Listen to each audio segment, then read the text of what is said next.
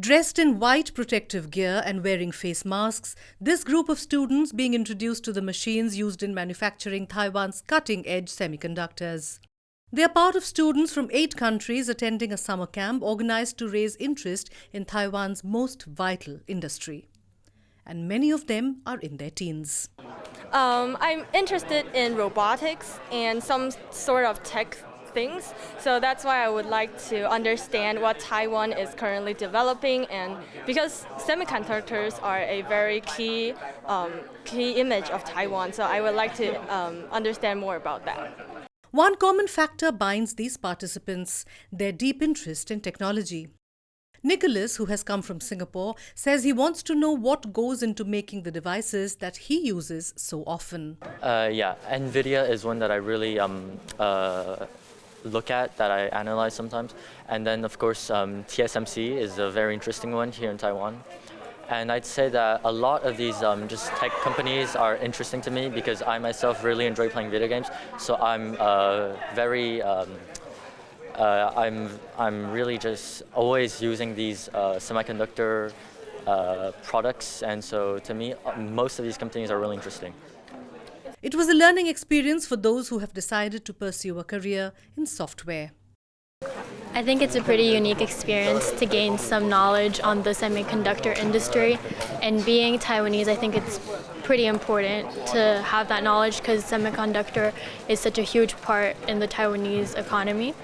And I'm thinking of pursuing a major in software engineering and economy in university next year, so I think it was a pretty good introduction to the field I'd like to go in.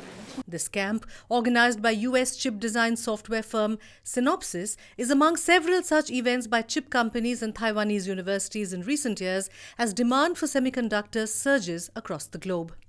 But for the first time this year, Synopsys, which has significant operations in Taiwan, hosted the events both in Mandarin and English as Taiwan looks for talent from abroad. So there's an urgent need. A very important need is that we need to quickly have science and engineering education grow roots downwards into earlier education. So the reasons why we want to do this in Taiwan.